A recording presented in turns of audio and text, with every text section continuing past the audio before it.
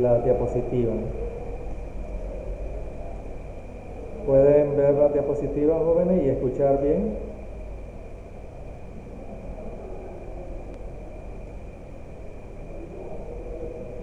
Sí, pueden. Ok, muy bien. Entonces daremos inicio a este tema, ¿verdad?, sobre lo que es el derecho a la vida y la muerte. Como lo ven en el mismo nombre, ¿verdad?, el título del tema, estaríamos como hablando del principio y el final, ¿verdad?, el alfa y el omega, en diferentes términos, ¿verdad? Vamos a utilizar muchos términos para hablar de la vida y la muerte, pero vamos a hablar de la manera más técnica. Y podemos decir por manera de introducción, ¿verdad?, que en la actualidad el comienzo de la vida humana, lo mismo que el final de la vida, en el extremo opuesto de este proceso vital, constituyen una materia fundamental en el campo de la bioética, por razones que lucen obvias. Son problemas que competen a un sinnúmero de profesionales o expertos, ¿verdad? Médicos, filósofos, teólogos, biólogos, genetistas, legisladores, antropólogos, sociólogos, políticos, etc. Aquí, pues, ¿verdad?, resaltaríamos la competencia que tienen los médicos y los legisladores, ya que, pues, ¿verdad?, estamos hablando de aspectos legales y aspectos científicos, ¿verdad?, que tienen que ver con el derecho a la vida y también el derecho a la muerte. Y entonces a veces podemos confundirnos, porque ¿cómo es posible que tengamos derecho a la muerte si lo que queremos es la vida solamente? Pero vamos a ver, ¿verdad? Vamos a avanzar un poco en el tema y luego vamos a hacer algunos comentarios. Y es que existen fundamentos y criterios teóricos ya establecidos por gente, ¿verdad?, que ha estudiado todos estos procesos de la vida, ¿verdad?, entre ellos filósofos, pero también biólogos, también genetistas, médicos, etcétera, que han externado opiniones acerca del comienzo de la vida humana, y estas abarcan desde el mismo momento de la fecundación hasta diversos estados del desarrollo fetal, la viabilidad para el nacimiento y hasta algún tiempo después de producirse el nacimiento. Quiere decir, pues, ¿verdad?, que para hablar del derecho a la vida se puede establecer en esos diferentes momentos, ¿verdad?, del proceso, el desarrollo del nacimiento, de la nueva vida, de una vida humana. Los siguientes entonces criterios, ¿verdad?, han sido extraídos en forma resumida de una abundante literatura existente y resaltan tres criterios, y son el de lo biológico e individual, el del criterio de relación y criterios múltiples. Entonces, señalados o mencionados de esta forma, ¿verdad?, como les he mencionado de manera resumida: criterio biológico individual, donde resalta lo genético, ¿verdad?, el criterio de relación, donde resaltan la existencia, ¿verdad?, del ser humano en relación con un mundo, ¿verdad?, con un medio ambiente, y los criterios múltiples, donde pueden incluirse hasta aspectos teológicos, filosóficos, ¿verdad?, de la vida, aspectos religiosos, etc. Hablemos rápidamente un poco sobre este proceso, ¿verdad?, que da inicio a la vida, como es la fecundación, la concepción e implantación. Ya ustedes, ¿verdad?, sabrán, pues, a qué nos estamos refiriendo, y da inicio con este fenómeno de la ovulación, que ocurre, ¿verdad?, estadísticamente a la mitad del ciclo menstrual, en el día 14 de un ciclo promedio de 28 días. Entonces, ese momento especial, ¿verdad?, en la vida reproductiva de la mujer, como es la ovulación, ¿verdad?, es, como dicen, el punto de partida, ya dado, pues, que la ovulación es lo que permite, ¿verdad?, que los gametos masculinos fecunden, ¿verdad?, estas células reproductoras, pues, de la mujer, ¿verdad?, como es el óvulo maduro. Entonces, la viabilidad es otro de los términos, ¿verdad?, que indican dónde puede vivir el feto y no lo que es propiamente él. Entonces, la viabilidad es referido al desarrollo en sí, ¿verdad?, del cigoto, el embrión y todo su desarrollo embrionario. El feto, inmediatamente antes de ser viable, no difiere cualitativamente de un feto viable. ¿Qué quiere decir esto? Pues, ¿verdad?, de que no hay un momento de transición, ¿verdad?, entre el feto inviable y el feto viable. Por otra parte, la viabilidad encierra criterios cambiantes porque se hallan íntimamente vinculados con los rápidos avances del conocimiento científico. ¿Qué nos dice esto? Pues de que donde, ¿verdad?, el avance de las ciencias médicas, de la tecnología, ¿verdad?, que alcancen la capacidad para que la viabilidad sea alcanzada en un periodo más corto, pues, ¿verdad?, en ese mismo caso, ¿verdad?, la viabilidad va a cambiar. En el futuro será posible lograr que el feto viva en un útero artificial o con una placenta artificial desde edades tempranas del desarrollo fetal. Entonces, por eso en estas últimas líneas, ¿verdad?, queda enmarcado algo como a manera de reflexión, ¿verdad?, para todos, ¿no?, hacia el futuro, ya que será que podamos crear la vida desde un útero artificial o en una placenta artificial. ¿Será que la viabilidad se logre hacer desde etapas tempranas del desarrollo? La fecundación, todos lo sabemos, ¿verdad?, es un proceso que dura 48 horas, ¿verdad? No lo vamos a describir completamente, ya que no estamos en una clase directamente, ¿verdad?, de ginecobstetricia o ginecología o de embriología, sino que es después que el espermatozoide ha ingresado a la zona pelúcida, su material genético no se mezcla de inmediato en el óvulo. Sin embargo, ¿verdad?, eso marca el inicio de la fecundación. Las dos células se mantienen unidas hasta que se combinan.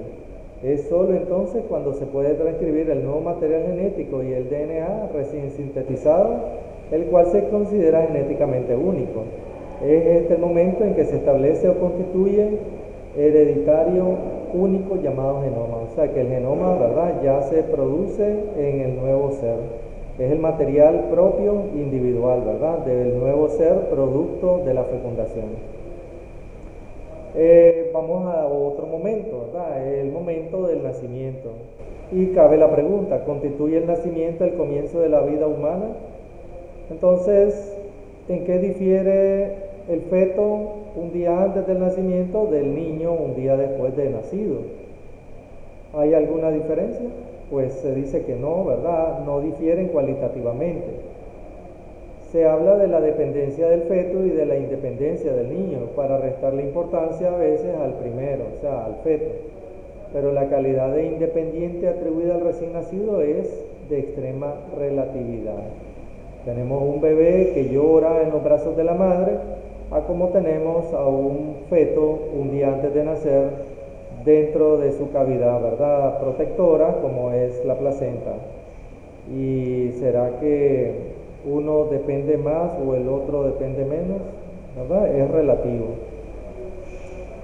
Y luego caigamos a esta pregunta: ¿qué es una persona? Todos nos podríamos haber hecho esa pregunta. O sea, consideramos y a veces decimos, esta es una personita, ¿no? Vemos un niño y decimos, esta es una personita, ¿no? Una persona en chiquito. Y la escuela genética considera persona humana a quien posea un código genético humano. Según esta tesis, el carácter de persona emerge con la aparición del código genético individual durante la fertilización. La escuela del desarrollo acepta que el establecimiento del código genético establece las bases para el futuro desarrollo, pero su interacción con el medio ambiente es necesaria para que un ser pueda ser considerado en forma cabal una persona humana. En esta última escuela, ¿verdad?, del desarrollo, nos dice pues que es necesario la interrelación, ¿verdad?, o acción de otras condiciones o factores externos a lo genético, ¿verdad?, a lo individual. Y por último, el término persona lo captamos como la descripción de un estatus que le otorgamos a los seres humanos y no a otros animales u objetos inanimados. Y ser persona equivale a poseer un carácter particular que exige consideraciones especiales. Entonces a veces escuchamos decir, ¿verdad?, persona humana. ¿Será que hay alguna persona no humana?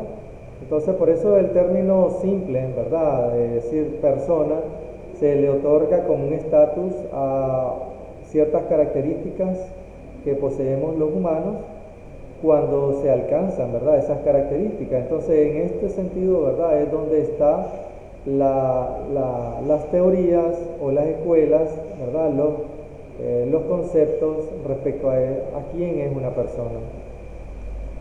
Al hablar de derechos, es obvio que el derecho a la vida adquiere carácter prioritario. Sin este derecho, todos los restantes no tienen razón de ser, como el derecho a la libertad, a la propiedad, a la salud. Aquí resalta, ¿verdad?, esta frase, este mensaje que nos dejó San Juan Pablo II hoy en día. Dijo, cada vida humana es singular, única, irrepetible. Entonces esta frase, ¿verdad?, nos debe de llenar también, ¿verdad?, de algo grande, ¿verdad?, como características propias, pues, de nosotros como seres humanos. Y entonces el soporte fundamental del derecho a la vida lo hallamos en la libertad del individuo y en su propia autonomía. No puede haber mayor violación a la autonomía del ser humano que suprimirle el derecho a la vida. Para algunos este derecho es inalienable, no puede ser cedido o transferido. Y por supuesto que, ¿verdad?, estamos hablando de principios fundamentales, ¿verdad?, de los derechos de los seres humanos establecidos en la Carta Magna, ¿verdad?, Naciones Unidas, o repetidos en cada una de las legislaciones, ¿verdad?, en los diferentes países. Pero vamos a este otro concepto, como es el de la santidad de la vida humana, porque, ¿verdad?, tenemos que hasta esto estudiar nosotros para poder reafirmar nuestros conocimientos y ampliar nuestras capacidades o actitudes, ¿verdad?, cuando nos toca atender a nuestros pacientes. Y el concepto de santidad de la vida humana, ¿verdad?, está en aceptar el concepto, implica negar el derecho a terminar con nuestra propia vida o con la de otros. Y desde Platón, Santo Tomás de Aquino, ¿verdad?, hasta los exegetas de la Iglesia Católica Romana afirman que solo Dios goza del derecho a decidir quién debe vivir y quién debe morir. ¿Qué nos dijo? Bueno, tenemos aquí, dice, el derecho a morir con dignidad. Entonces, la muerte digna y el deseo de controlar la muerte son dos cosas, ¿verdad?, que se relacionan una a la otra. Dice, la idea de que la muerte podría representar un alivio para una vida condenada a horrible sufrimiento no es nueva, ¿verdad? Obviamente venimos escuchando, ¿verdad?, esta relación desde hace mucho tiempo. Pero, ¿qué decía Hipócrates en su famoso juramento? Reclama de los médicos el compromiso de no dar a nadie una droga mortal, aun cuando les sea solicitada, ni tampoco dar consejos con tal fin. Así que desde Hipócrates y aún en nuestros días, ¿verdad?, algunas escuelas médicas continúan, pues, ¿verdad?, como que si tal fuera una tradición simplemente que los médicos hagan o asuman ese compromiso de no dar a nadie, no hacer el mal, ¿verdad?, de ninguna manera, ¿no?, ni de acción ni de omisión. Entonces, en los debates médicos y jurídicos ya no se discute tanto sobre el carácter lícito o ilícito de la eutanasia, ¿verdad? No lo habíamos mencionado, pero sé que ustedes ya lo estaban pensando, ¿verdad?, a partir de la última diapositiva. Sino más bien sobre su mayor o menor conveniencia en casos concretos, sobre las normas que deberían regular su aplicación y sobre su mayor o menor aceptación social y política, poniendo en evidencia la conveniencia de evaluar la eutanasia en términos de un cálculo simple de costo-beneficio. Así, frente a una vida sufriente, terceros deciden dar muerte a una persona como la solución que ella misma habría elegido. En el mundo, ¿verdad?, ya este es un tema que está pasando, pues, más allá, ¿verdad?, de una simple discusión. Como sabemos, en Holanda fue el primer país en el mundo, en Europa y el mundo, ¿verdad?, que de manera legal se asumió, ¿verdad?, el derecho de la población a decidir sobre sí mismo, ¿verdad?, otorgar, pues, también autorización a un equipo de médicos o personal a no brindarle asistencia para mantenerle en vida. Así que, pues, ¿verdad?, sobre este tema probablemente hablaremos en las próximas asignaturas de medicina legal. Por esta vez, ¿verdad? Vamos a quedar acá con relación a lo que es eutanasia. Y el morir como un acto humano, ¿verdad? Aquí ya nos centramos un poquito más en aquello de la muerte digna. Entonces, es un acto humano, de acuerdo con la tradición judeo-cristiana, el derecho a morir con dignidad es parte constitutiva del derecho a la vida. Y sabemos que esta tradición rechaza recurrir a la eutanasia y el suicidio asistido. En efecto, lo que aquí se entiende por derecho a una muerte digna es el derecho a vivir humanamente la propia muerte. O sea que así como nacemos, vamos a morir. Tenemos derecho a un nacimiento con las condiciones adecuadas, evitando complicaciones, evitando la muerte, ¿verdad?, de la futura persona, ¿verdad?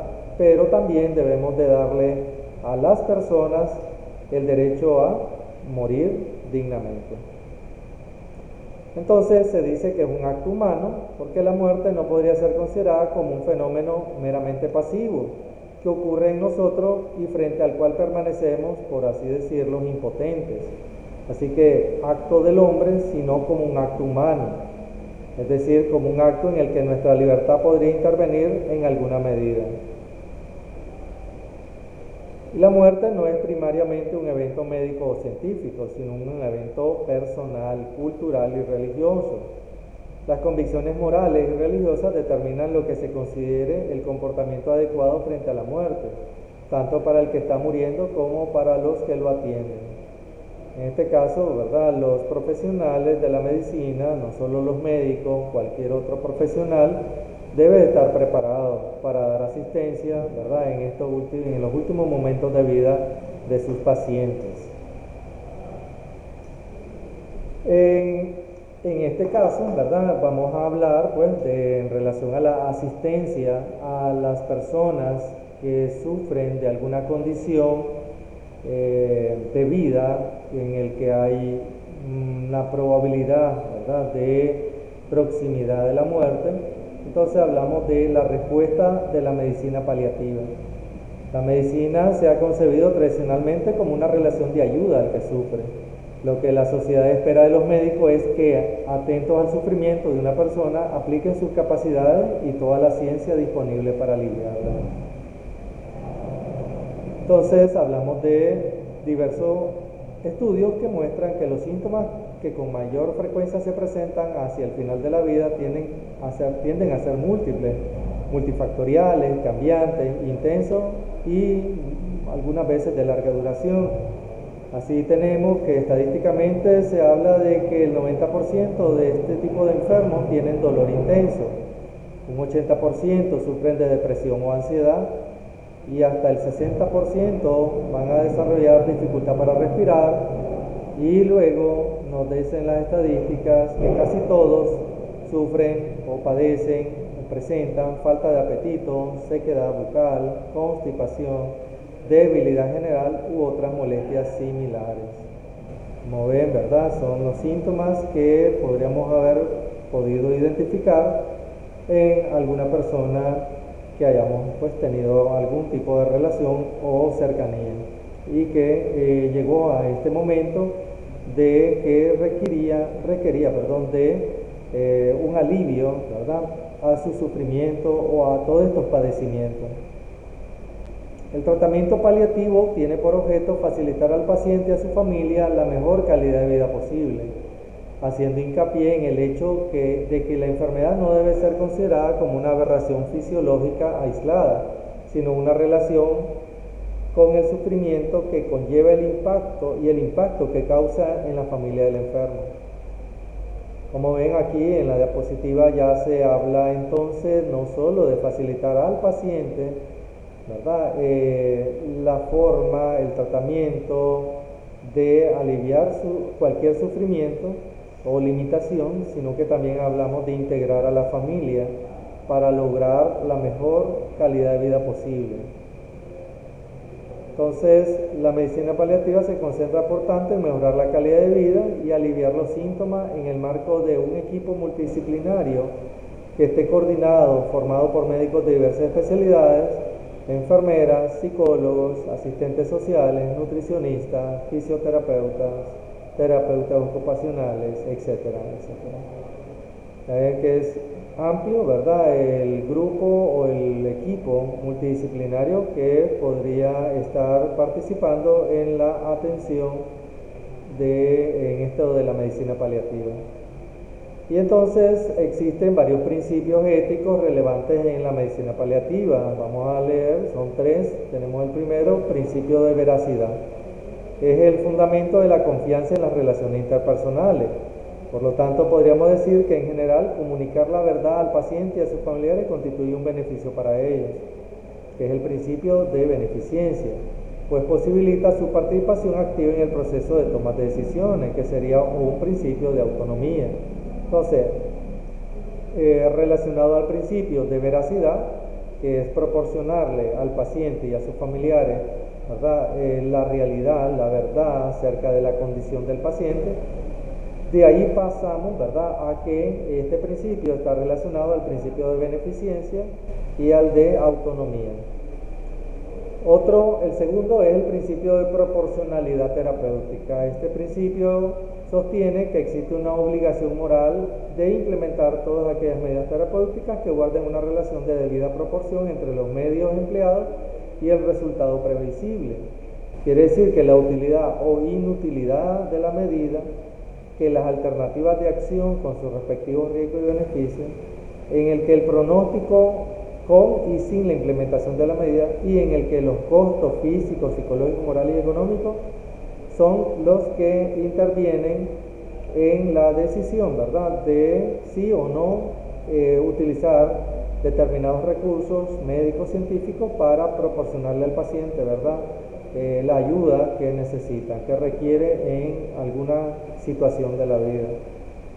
Y el tercer principio de esta atención paliativa es el principio del doble efecto en el manejo del dolor y la supresión de la conciencia, ya que es frecuente que los enfermos terminales presenten dolor intenso, dificultad para respirar o síntomas como ansiedad, agitación y confusión mental. Para el manejo de estos síntomas muchas veces es necesario utilizar drogas como la misma morfina u otros fármacos que reducen el grado de vigilia o incluso privan al paciente de su conciencia. Entonces aquí vamos ahora a caer a una reflexión, ya después que hemos presentado este material, ¿verdad?, este contenido de la presentación. Hemos hablado sobre la vida y la muerte, hemos hablado de cómo se da el proceso de la existencia de una persona, ¿verdad?, cómo se debe considerar a alguien como una persona, y luego hablamos, ¿verdad?, de la muerte digna, ¿no?, y cómo esta muerte digna es asistida por un equipo multidisciplinario a través de la medicina paliativa. Entonces ahí existe una reflexión y una pregunta. Si el paciente no es capaz de razonar ni de justificar sus elecciones, ¿debe contemplarse como un animal que sufre y cuya vida no debe prolongarse innecesariamente? Esa es una pregunta en el que queda, ¿verdad?, para ustedes pensar en la capacidad de razonar, y que si no hay capacidad de razonar, debe de considerarse a este como una persona con derechos, una persona humana con derechos a la vida, a tener la oportunidad de mejorar sus condiciones, su calidad de vida hasta el último momento. Esa es la pregunta, reflexión. Y la segunda es algo que ustedes van a trabajar a forma de una tarea, aunque, ¿verdad?, ya estamos por finalizar el curso. Recuerden que habíamos suspendido algunas semanas atrás. Entonces yo les pediría, ¿verdad?, que por favor revisen esta norma de atención a pacientes con cuidados paliativos en Nicaragua, que es la N039, es la normativa 039. Se llama simplemente así, cuidados paliativos, norma de cuidados paliativos.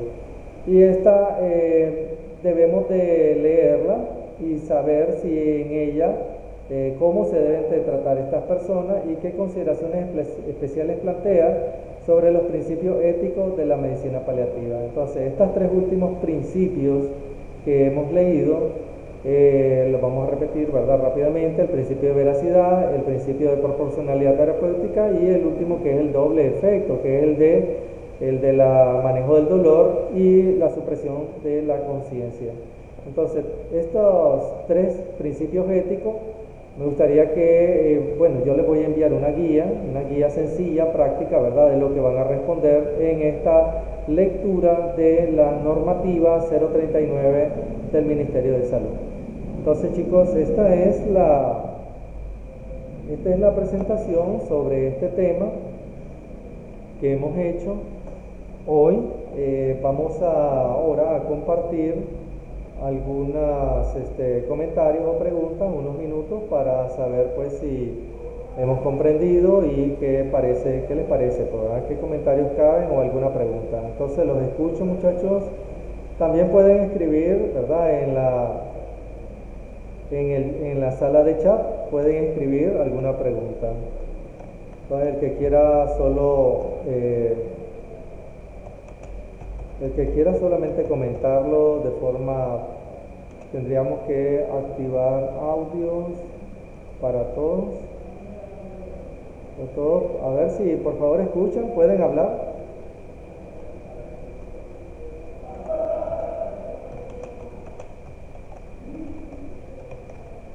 Sí, hola, creo que es Anielka, me parece, si no me equivoco. No le pierdo esa voz a esta muchacha, ¿verdad? Aunque ya pasen algunas semanas que me les pierdo. A ver, Anielka, ¿quieres hacer algún comentario o pregunta sobre el tema ahora? Por favor, sobre el tema de esta presentación.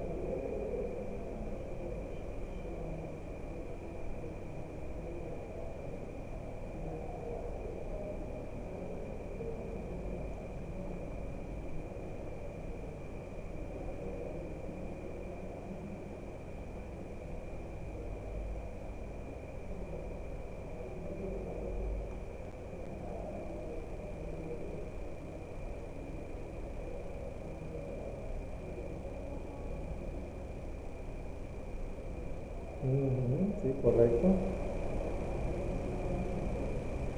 Sí.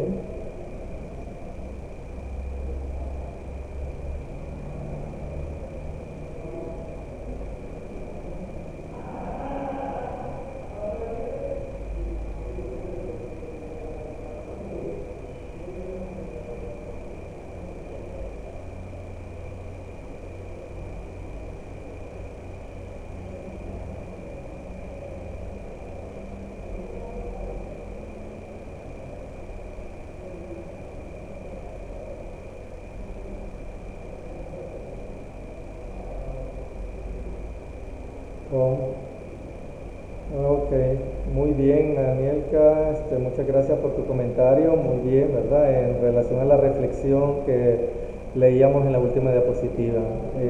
Bien, quisiera saber si hay otro estudiante que quiera opinar, ya sea sobre lo que nos ha dicho Anielka, bien, o sobre lo que está señalado en las diapositivas. En este caso, Anielka, y para todos los estudiantes, ¿verdad? Lo vamos a ver con más detenimiento y más profundización, ¿verdad? Este tema de la muerte, el manejo de la muerte, como bien decías, el proceso de la muerte se estudia en una especialidad que se llama tanatología, ¿verdad? La tanatología lo vemos como un tema de estudio en la asignatura de medicina legal. La tanatología, y te estás adelantando, pero muy bien, Anielka, ¿verdad? Muy bien. A ver, ¿quién más quiere hacer algún otro comentario?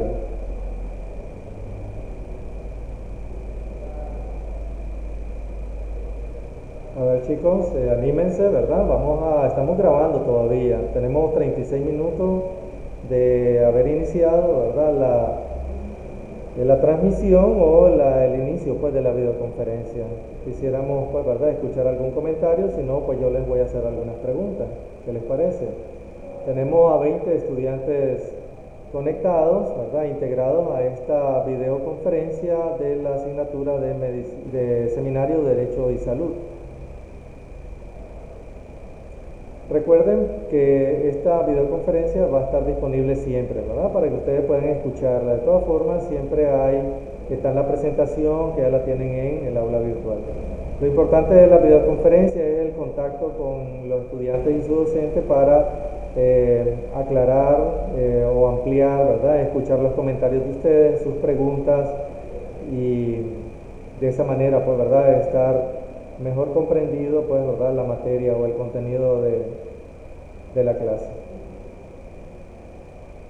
Bueno, chicos, entonces repito, la tarea que va a quedar asignada es de forma individual.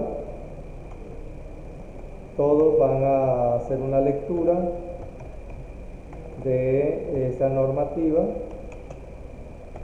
para que luego respondan a una pregunta, ¿no? Y va a estar en el aula virtual para que ustedes, pues, ¿verdad?, se guíen de una mejor manera. Entonces podrían estar enviando algo así como un documento, un texto en Word, tal vez de una página, ¿verdad? Pueden ampliar una página haciendo un resumen de lo que a criterio de cada uno de ustedes está expuesto, está señalado en la normativa 039 de cuidados paliativos del Ministerio de Salud en nuestro país. De paso va a servir mucho, pues, para que ustedes amplíen un poco más sobre lo que significa, pues, ¿verdad? La atención médica, como decíamos, la medicina paliativa como un área, pues, ¿verdad?, de atención a las personas humanas, a los seres humanos. Así que recuerden, estamos hablando de derecho y salud, ¿sí? El derecho a la vida. No he querido abordar el tema de aborto relacionado al nacimiento, ni tampoco la eutanasia relacionado a la muerte. ¿Por qué? Porque ambas serán material de estudio en la asignatura de medicina legal. Bien, si no hay alguna otra pregunta, vamos a cerrar dentro de unos segundos, a los 40 minutos ya de transmisión, pues, o de estar conectado a través de Jitsi Meet en sus celulares o en sus computadoras en sus casas. Recuerden lo que dije al inicio, tal vez no estaban todos conectados. Las preguntas que respondieron como respuestas cortas, que eran 3, las preguntas de la prueba parcial, estarán corregidas de manera correcta, de forma mecánica, o sea, manual, y solo aquella persona que no respondió absolutamente nada, pues, ¿verdad?, son los que no tendrán puntaje. Pero de ahí todos ya los revisé y todos respondieron de una forma satisfactoria.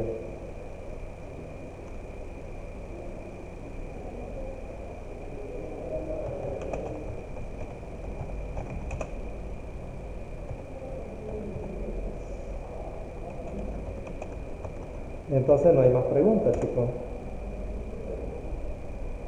Bien, entonces yo les envío la guía de la tarea para que la elaboren, ¿verdad?, en esta semana. Estaré revisando con la doctora Rivas sobre cómo estamos, ¿verdad?, con el calendario de clases para convocarles nuevamente, ¿verdad?, a una próxima actividad. Si no, pues continuaremos siempre por este medio, comunicándonos o por el grupo de WhatsApp. ¿Estamos de acuerdo, chicos? ¿Diosmara estará de acuerdo? ¿Me escucha, Diosmara?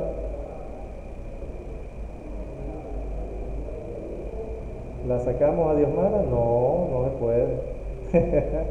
Sí se puede, pero no se debe. Ok, chicos, pues un gusto de estar con ustedes. De acuerdo, dice Giovanna, de acuerdo. Ay, qué linda, Giovanna, cuídate, hija, cuídate mucho. A todos, ¿verdad? A todos. Los quiero. Así que yo sé que me han tenido mucha paciencia y comprensión, todititito, ¿verdad? Así que desde la profesora que se me conectó muy tempranito con Natalia, ¿verdad? Y todos los demás. Felicito a Anielka, que fue la única que participó hoy. Esperemos que los demás sigan participando. Bien, chicos, entonces los dejo y por favor escriban en el grupo de WhatsApp preguntas, algún comentario. Gabriel también, ¿verdad?, me publica ahí en la sala de chat. Gracias. Anielka dice adiós. Alicia, éxitos y gracias. Gracias a todos. Bueno, los dejo, chicos. Tengo otras actividades y síganme y los sigo también a ustedes, ¿ok? Cuídense, por favor, ustedes y sus familias. Entonces cerramos la conferencia en este momento. Buenas tardes. Adiós, bye bye.